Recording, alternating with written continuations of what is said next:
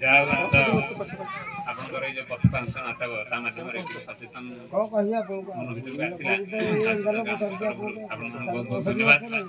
ଆଉ ହାତୀ ତ ସମସ୍ତେ ଅଳ୍ପ ଜାଣିଛନ୍ତି ଭଗବାନ ସ୍ୱରୂପରେ ଗଣେଶ ସ୍ୱରୂପରେ ସମସ୍ତେ ପୂଜା କରି ଆସୁଛୁ, ଲକ୍ଷ୍ମୀ ମାଙ୍କର ପୂଜା କରି ଆସୁଛୁ, କିନ୍ତୁ ପରିସ୍ଥିତି ବାଧ୍ୟ କରିଛି ଆମକୁ ତାଙ୍କ ସହିତ ଆମକୁ ଏକାଠି ହେଇକି ବଞ୍ଚିବାର।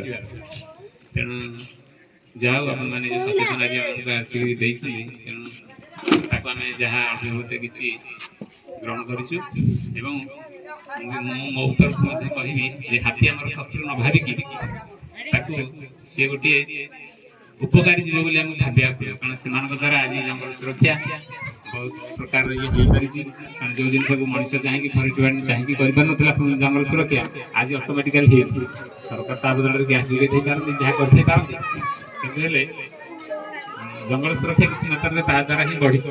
ସେଟା ନଷ୍ଟ ହେଉଛି, ଆମର ଫସଲ ନଷ୍ଟ ହେଉଛି ତା ପାଇଁ ସରକାର ଯାହା ବ୍ୟବସ୍ଥା କରିଛନ୍ତି ତାକୁ ଆମେ ତାର ବ୍ୟବସ୍ଥା କରି କେମିତି ପାଇବା ବ୍ୟବସ୍ଥା କରିବା। ଯାହା ଠିକ୍ ଅଛି, ଆଜି ଆପଣମାନଙ୍କୁ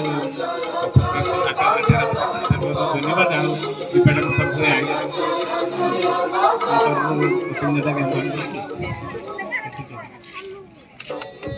ବହୁତ ବହୁତ ଧନ୍ୟବାଦ। ଆଉ କେହି ପଚାରିବେ?